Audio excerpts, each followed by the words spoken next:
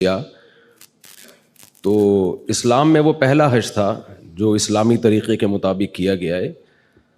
تو کیسے ہوا, کتنے آرام سے, جیسے جیسے نبی صلی اللہ علیہ وسلم نے کیا صحابہ نے بھی ویسے ہی کر لیا. تو اس لیے لوگ کچھ, میں چہروں پہ دیکھ رہا ہوں لوگ کچھ پریشان سے ہو رہے ہیں, کیا کرنا پڑے گا, پتہ نہیں کس مشکل میں پھنس جائیں گے ہم. تو مفتی انعام صاحب کے ماشاءاللہ 19واں حج ہوگا آپ کا, 19واں یا 20واں حج ہوگا, تو وہ بہت ایکسپرٹ ہیں. حج کا فلسفہ کیا ہے 5-10 منٹ میں آپ کی خدمت میں پیش کروں گا. دیکھیں اللہ تعالیٰ نے ہمیں پیدا کیا نا, ہم ڈارون کی تھیوری کے قائل نہیں ہیں کہ ہم بندر سے بنے ہیں. اس پہ بہت سارے سوالات ہوتے ہیں. سائنس اس بارے میں مذہب کے خلاف نہیں ہے, کیونکہ کوئی یہ بات ثابت شدہ نہیں ہے کہ ایوالو ہو کے ہم وجود میں آئے ہیں. انسانی آنکھ, ناک, کان خود بخود کچھ بھی نہیں بن سکتا. میں اکثر بیانات میں ایک مثال دیتا ہوں. میرے سامنے یہاں گلاس رکھا ہوا ہو اور بیان کے دوران میرا ہاتھ اس گلاس پہ لگے اور گلاس گر کے ٹوٹ جائے, تو آپ مجھ سے پوچھنے کا حق رکھتے ہیں کہ مفتی صاحب آپ نے گلاس کیوں توڑا. کیا خیال ہے, یہ حق رکھتے ہیں نا؟ میں کہہ سکتا ہوں کہ میں نے توڑا نہیں ہے بھائی, بیان کے دوران غلطی سے ہاتھ لگا اور وہ گلاس ٹوٹ گیا. آپ میری بات مان لیں گے, ٹھیک ہے بھائی, ہو جاتا ہے بعض دفعہ بیان کے دوران خطیب کو جوش آتا ہے اور وہ گلاس توڑ دیتا ہے. لیکن اگر یہ گلاس ٹوٹا ہوا تھا, میں نے اٹھا کے جوڑ دیا سمت بانڈ لگا کے, ایلفی لگا کے, آپ مجھ سے سوال پوچھیں کہ مفتی صاحب آپ نے گلاس کیوں جوڑا, اب میں یہ کہہ سکتا ہوں کہ اتفاق سے جڑ گیا ہے. میرے ساتھ اگر آپ لوگ شریک ہوں گے نا, بس زیادہ ٹائم نہیں لوں گا میں, 10 منٹ میں بات کمپلیٹ کروں گا. اب آپ یہ کہہ سکتے ہیں, آپ یہ کہیں گے مفتی صاحب آپ نے گلاس کیوں جوڑا, میں کہہ سکتا ہوں میں نے جوڑا نہیں ہے, خود بخود جڑ گیا ہے, حسن اتفاق ہے, بائی چانس ایسا ہو گیا, یہ کہہ سکتا ہوں میں؟ یہ میں نہیں کہہ سکتا. اس سے ایک سادہ سا اصول ہمیں پتہ چلا, چیزیں بائی چانس ٹوٹتی ہیں, جڑتی. اب آپ جملہ ہی کمپلیٹ نہیں کر رہے, یہ فل ان دا بلینکس, یہ کیا جا رہی نہیں ہے کہنے میں, کیا کتنا ٹائم لگتا ہے. تو بھائی جڑتی نہیں ہے خود بخود. گلاس کا جڑنا اتنا پیچیدہ نہیں ہے جتنا انسان کا جڑنا. 2 آنکھیں ادھر کھوپڑی میں جا کے فٹ ہوئی ہیں سیدھا, 2 کان ادھر جا کے فٹ ہوئے, دل ہمارا سینے میں فٹ ہوا, پورا ہمارا جو مغز ہے وہ کھوپڑی کے اندر فٹ ہو گیا. اتنی پیچیدہ مشین, یہ جو ڈیجیٹل کیمرہ ہے یہ انسانی آنکھ کی کاپی ہے. کیا اس کیمرے کے بارے میں کوئی کہہ سکتا ہے ایوالو ہو کے یا آٹومیٹیکلی وجود میں آ گیا ہے؟ تو جو اوریجنل ہے وہ کیسے وجود میں آ گئی آٹومیٹیکلی؟ تو یہ بہت بڑی پھینکی ہے ڈاروین نے کہ ایسا ہو سکتا ہے ہوا ہو. اس نے بھی کوئی فیکٹ کے طور پہ اس کو بیان نہیں کیا, حقیقت کے طور پہ بیان نہیں کیا ہے, بلکہ ایک بات کی ہے کہ شاید ایسا ہوا ہو. تو اس شاید کو ہم نے پیغمبروں کے مقابلے میں لا کے ایسا اس پہ یقین کر لیا ہے کہ 100% ایسا ہی ہوا ہوگا. تو یہ ممکن نہیں ہے. تو ہم خدا کے ماننے والوں میں حج وہی کرتا ہے جو خدا کے وجود پر یقین رکھتا ہے. جس کو خدا کے وجود کا یقین نہیں ہے تو وہ کیوں حج کرے گا بھائی؟ وہ اس کے لیے تو اللہ ہی نہیں ہے, تو پھر اللہ کا گھر کیا اور مینا کیا اور عرفات کیا, یہ سب باتیں اس کے لیے بے معنی ہو جاتی ہیں. اب خدا کو ماننے والے کی 2 قسمیں ہیں. ایک وہ ہیں جو مانتے ہیں, بس ایسے مانتے ہیں کہ ہے, کیا کریں, ہے تو کیا کریں بھائی. بہت سے ایسے لامذہب لوگ ہیں جو کہتے ہیں ہم گاڈ پہ بلیو رکھتے ہیں, اس کائنات کو کسی نے بنایا. آپ آرٹیفیشل انٹیلیجنس سے پوچھیں تو اس کا بھی یہی جواب ہے کہ کوئی گاڈ ہے, کوئی ہے جس نے اس کائنات کو بنایا اور اس نظام کو چلایا ہے. لیکن اللہ ایسے ماننے والوں کو مانتا نہیں ہے. یہ ایسا ہی ہے جیسے آپ کہیں یہ میرے والد صاحب ہیں, یہ میری والدہ ہیں. والد صاحب آپ کو کوئی کام کہتے ہیں, آپ کرتے نہیں ہیں. آپ آئی ڈی کارڈ میں اپنے نام کے ساتھ والد صاحب کا نام ڈالنے کے لیے تیار نہیں ہیں, لیکن آپ سے جب پوچھا جاتا ہے کہ آپ کے والد صاحب کون ہیں, آپ کہتے ہیں یہ جی یہ جمشید صاحب میرے والد صاحب ہیں. تو جمشید صاحب بولیں گے بیٹا ایسے تکلف کی ضرورت کیا ہے جب تم میری ایک بات مانتے نہیں ہو, آئی ڈی کارڈ میں اپنا نام میرے نام کے ساتھ ڈالنے کے لیے تیار نہیں ہو, تو یہ خام خواہ میں تکلف کہ یہ میرے والد صاحب ہیں, یہ میری والدہ ہیں, اس تکلف کی ضرورت نہیں ہے. تو خدا کے ماننے والے بھی 2 قسم کے ہوتے ہیں. کچھ تو ایسے ہوتے ہیں جو جیسے انگریزوں میں آپ نے دیکھا ہوگا جب کوئی پرابلم ہو کہتے ہیں اوہ مائی گاڈ, کہتے ہیں نا, گاڈ کو تو وہ بھی مانتے ہیں. اب آگے گاڈ ان سے کیا مطالبہ کرتا ہے؟ گاڈ کہتے ہیں زنا حرام ہے, بدکاری حرام ہے. انگریز مانتا ہے اس کو؟ کہتے ہیں جاؤ، کہتے ہیں ہماری انڈیویجول لائف ہے، ہم انڈیپینڈنٹ ہیں، ہم جو چاہیں کریں. گاڈ کہتا ہے کہ شراب حرام ہے، گورا مانتا ہے اس کو؟ اگر نہیں کہیں گے نا سب لوگ تو مجھے ذرا خوشی ہوگی. جی بالکل. گاڈ کہتا ہے کہ لا تقل لہما افن، بوڑھے ماں باپ کے سامنے اف بھی مت کرو. گورا کہتا ہے اف تو دور کی بات، بڑھاپے میں اولڈ ہاؤس میں جمع کرا کے آ جاتا ہے وہ، ٹینشن ہی ختم کرو بھائی. گاڈ اس بات پہ راضی ہوتا ہے؟ گاڈ تو کہتا ہے وَوَصَّيْنَا الْإِنسَانَ بِوَالِدَيْهِ، ہم نے وصیت کی ہے کہ اللہ کے بعد سب سے بڑا حق کس کا ہے؟ ماں باپ کا. تو گورے کا بھی گاڈ سے ایک رشتہ ہے جو نہ ہونے کے برابر. نہ وہ شراب کو حرام کہتا ہے، نہ وہ بدکاری کو حرام کہتا ہے، نہ وہ فیملی سسٹم کو اس کی کوئی ویلیو ہے ان کی نظر میں. چچا خالو پھپھا کا لفظ ہی ان کی مارکیٹ سے شارٹ ہو گئے ہیں، پورے رشتے ہی مارکیٹ سے. ان کی مارکیٹ میں ہر چیز ملے گی آپ کو، رشتے نہیں ملیں گے. تو اللہ جو ہے اسلام کی صورت میں جو اللہ نے ہمیں دین دیا، دین برحق دیا، اس میں دو چیزوں کا نام ہے اسلام. کہ آپ کا ریلیشن، یعنی اسلام کو اگر آسان لفظوں میں ایکسپلین کیا جائے تو اسلام از دا نیم آف ریلیشن شپ. اسلام نام ہے ریلیشن کو قائم کرنے کا، کہ آپ انڈیویجول نہیں ہیں، انڈیپینڈنٹ نہیں ہیں. آپ کو پیدا کرنے میں کسی کا ارادہ ہے، پھر آپ جب پیدا ہوئے تو آپ کو پالنے میں آپ کے ماں باپ نے مدد کی ہے. خلق من الماء بشرا فجعلہ نسبا وصہرا. اللہ کہتے ہیں ہم نے ایک پانی سے بنایا اور دو خاندان دے دیے تمہیں، ایک ددیال اور ایک ننیال اور ایک سسرال. یہ اللہ نے سسرال کا تذکرہ کیا، اگرچہ مجھے ڈر لگ رہا ہے کہتے ہوئے، لیکن فجعلہ نسبا، ایک نسب والا خاندان اور ایک بلوغت کے بعد سسرال والا خاندان. تو یہ ریلیشن ہے خاندان کا، اور ایک ریلیشن ہے خالق اور مخلوق کا. تو اسلام دو چیزوں کا نام ہے کہ اپنا رشتہ اللہ سے بھی مضبوط کرو اور مخلوق سے بھی مضبوط کرو.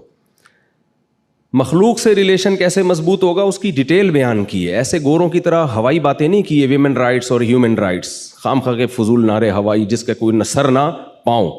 آپ انگریزوں سے پوچھیں کہ ویمن رائٹس کیا ہیں تو وہ کہیں گے کہ ہر خاتون سے آپ اچھے طریقے سے بات کریں، کسی سے آپ دل آزاری نہ کریں. بھائی ہیومن رائٹس کیا ہیں؟ بھائی سب چوری نہ کریں اور کسی پہ ظلم نہ کریں. لیکن اگر آپ اسلام سے پوچھتے ہیں کہ خواتین کے حقوق کیا ہیں تو اسلام کہے گا کس خاتون کی بات کر رہے ہو. بھائی ماں کی بات کر رہے ہو تو اس کے الگ رائٹ ہیں، بیٹی کی بات کر رہے ہو تو اس کے الگ رائٹ ہیں، بہن کی بات کر رہے ہو تو اس کے الگ رائٹ ہیں. بیٹی کے رائٹ کیا ہیں؟ آپ اپنی وراثت سے اس کو محروم نہیں کر سکتے. انگریزوں میں یہ حق ہے، مغربی دنیا میں حق ہے کہ آپ بیٹی کو وراثت نہ دینا چاہیں تو آپ کا یہ رائٹ ہے. اسلام میں کیا ہے کہ بھئی آپ بیٹی کو وراثت سے محروم نہیں کر سکتے. تو رائٹ کس میں زیادہ ہوئے؟ اسلام میں زیادہ ہوئے نا. تو ایک ایک رائٹ کی ڈیٹیل بیان کی ہے، ماں کے حقوق، بیوی کے حقوق، بیٹی کے حقوق، بہن کے حقوق.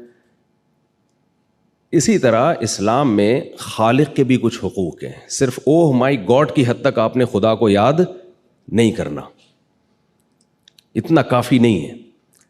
تو اللہ نے مخلوق کے خالق سے ریلیشن کے لیے ہمیں 5 ارکان دیے ہیں. سب سے پہلے تو کلمہ توحید ہے کہ اس کے ساتھ کسی کو آپ نے شریک نہیں کرنا.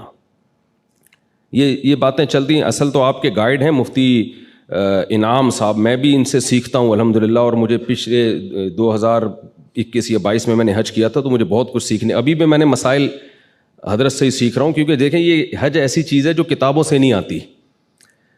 ملا علی قاری رحمۃ اللہ علیہ کا مشہور واقعہ ہے نا، انہوں نے حج پہ پوری کتاب لکھی، طواف کرنے گئے تو الٹا طواف شروع کر دیا انہوں نے. تو کسی نے کہا کہ ملا علی قاری کی کتاب پڑھ کے ہی آ جاتے.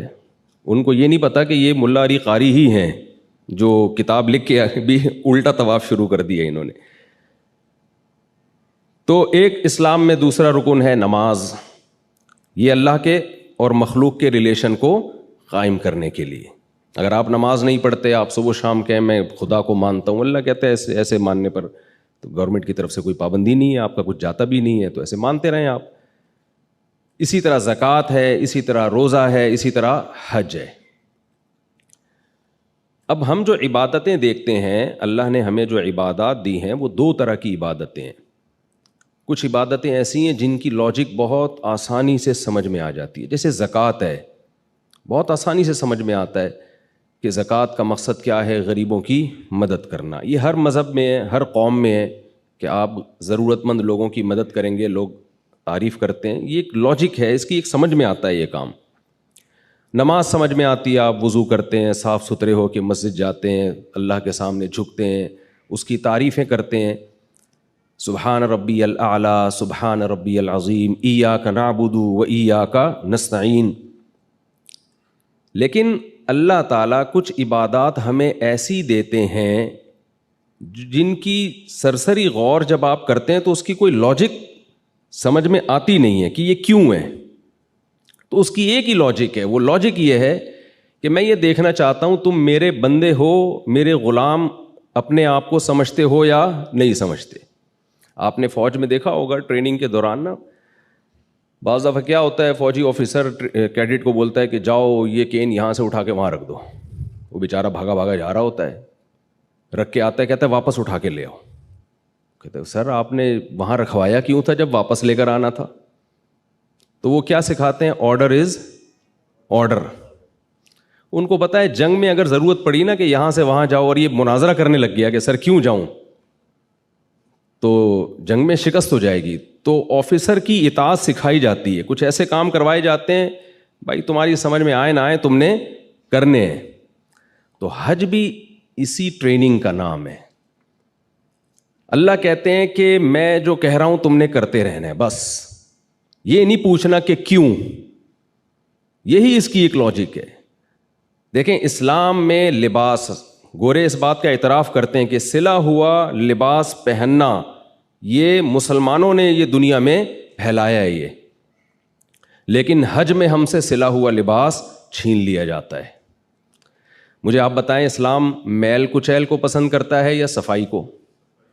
کبھی آپ نے سنا کہ جو جتنا گندا میلا ہوگا جنت میں اعلیٰ مقام پر ہوگا؟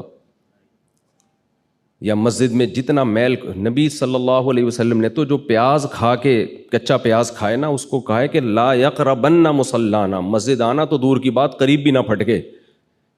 اتنی نفرت تھا. حالانکہ پیاز کی اسمیل کوئی بہت زیادہ نہیں ہوتی. پسینے میں آیا کرتے تھے صحابہ کرام جمعے کی نماز میں، آپ نے حکم دیا غسل کر کے آؤ، کراؤڈ ہوتا ہے تو سب نہا دھو کے آئیں گے. تو اسلام میں صفائی کی اہمیت ہے. لیکن حج میں نبی نے فرمایا جتنا میلا کچیلا پراگندہ بال والا ہوگا ایسا حاجی اللہ کو محبوب ہے. روٹین سے ہٹ کے کچھ کام کروائے جا رہے ہیں ہم سے. عام طور پر سر ڈھانکا جاتا ہے، لیکن حج میں آپ کو سر ڈھانپنے کی اجازت نہیں ہے.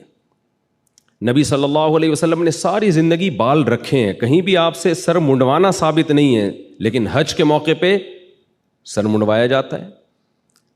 اب آپ حیران ہوتے ہیں کہ ہم گئے، اتنی ہم نے اسٹرگل کی، منا گئے اور رمی کی اور اتنے تھک ہار کے ہمیں انعام کیا دیا جا رہا ہے؟ سر منڈا کے واپس آؤ. کبھی آپ نے کوئی ایسا مہمان دیکھا، میزبان دیکھا جو اکرام کے طور پر آپ نے اس کے لیے اتنی محنت کی، اسٹرگل کی، اور وہ آخر میں کہے کہ بھائی آپ نے کیا کرنا ہے؟ سر منڈانا ہے. تو یہ اللاجیکل کام ہے. نمازیں ہمیشہ وقت پہ پڑھی ہیں، حج میں نمازوں کے ٹائم کو چینج کیا گیا کہ مغرب کو آپ نے عشاء کے ساتھ پڑھنا ہے. پھر صفا مروہ کی سعی آپ دیکھیں، نہ اس میں رکوع ہے نہ سجدہ ہے. اس پہاڑ پہ چڑھنا ہے اترنا ہے، اس پہاڑ پہ چڑھنا ہے اترنا ہے، اور بیچ میں دوڑنا ہے. کوئی لاجک بنتی ہے اس کی؟ بس اللہ کہہ رہے ہیں بھائی لاجک، جس کو لاجک چاہیے، جس کو وہ گھر پہ ہی رہے. پھر وہ عجب گھڑی تھی کہ جس گھڑی لیا درس نسخہ عشق کا، کہ کتاب عقل کی طاق میں جو دھری تھی سو وہ دھری رہی. ایک شاعر کہتا ہے جب مجھے عشق ہوا تو عقل کی کتاب میں نے جس الماری میں رکھی تھی نا وہ وہیں کی وہیں رہ گئی. تو حج اصل میں دیوانگی کا ایک نام ہے. اللہ تعالیٰ کہتے ہیں اپنی پرسنالٹی کو اور اپنی عقل کو، جس کو میں پیار سے کھوپڑی کہتا ہوں، اس کو تھوڑی دیر کے لیے گھر میں رکھ کر آؤ، اور جیسے جیسے آرڈر دیا جا رہا ہے ویسے ویسے کرتے رہو. تو آپ حاجیوں کو دیکھیں، ایک عجیب دیوانگی ہوتی ہے. یہاں سے منا جا رہے ہیں، منا سے پھر عرفات جا رہے ہیں، عرفات سے پھر یہاں آ رہے ہیں. بھائی جب واپس آنا تھا تو ادھر ہی ٹھہر جاتے، نہیں اب رات کو مزدلفہ گزارنا ہے آپ نے، پھر رمی. یہ جو ابھی مفتی صاحب فرما رہے تھے چھوٹا شیطان، درمیانہ شیطان، بڑا شیطان، تو نئے آنے والے لوگ سمجھتے ہیں کہ وہاں سچی مچی کا شیطان موجود ہے. سچی مچی کے شیطان تو یہاں جتنے پاکستان میں اتنے سعودی عرب میں نہیں ہیں، تو وہاں جانے کی ہمیں ضرورت ہی نہیں ہے. شیطان نہیں ہے وہاں پہ، ایک علامت ہے کہ یہاں شیطان نے حضرت ابراہیم کو ورغلانے کی کوشش کی تھی. وہ ایک نشانی ہے، ایک عمارت قائم کی ہے. وہ عمارت بھی سعودی گورنمنٹ نے بنائی ہے تاکہ لوگوں کو پتہ چلے بھئی یہاں کنکری مارنی ہے. نہ وہاں شیطان ہے، نہ وہاں کسی کو کنکری لگ رہی ہے. ٹھیک ہے، شیطان اس سے ناراض تو ہوتا ہے کہ ابراہیم علیہ السلام کی سنت کو زندہ کیا جا رہا ہے، لیکن آپ نے وہاں 7 کنکریاں مارنی ہیں. تو یہ سارے کام ہم سے کروائے جاتے ہیں یہ بتانے کے لیے کہ تم خدا کے وجود پر صرف اوپر سے ایمان رکھتے ہو یا خدا کو ریئل لائف میں بھی گاڈ اور خدا اللہ جو ہے وہ موجود ہے.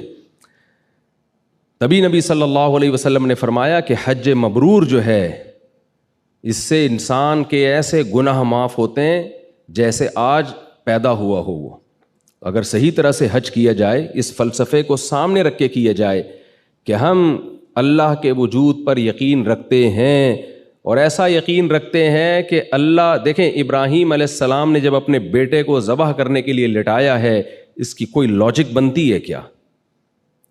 کوئی اس کی حکمت سمجھ میں آتی ہے؟ اس معصوم بچے نے کیا کیا تھا؟ کچھ بھی نہیں کیا تھا. لیکن جب اللہ کہہ رہا ہے، اللہ ویسے بھی تو موت دے سکتا ہے کسی کو، جب اللہ کہہ رہا ہے تو بس کرنا پڑے گا. تو یہی قربانی کا بھی فلسفہ ہے، یہی حج کا بھی فلسفہ ہے.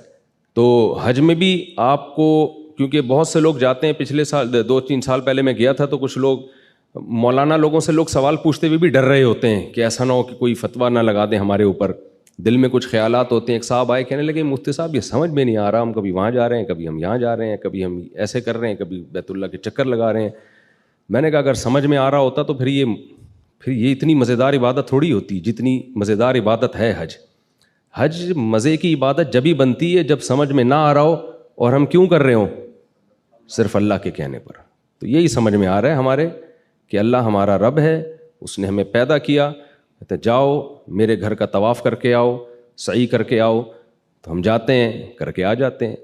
تو جو اللہ پہ ایمان رکھتے ہیں وہ یہ کام خوشی خوشی کر لیتے ہیں.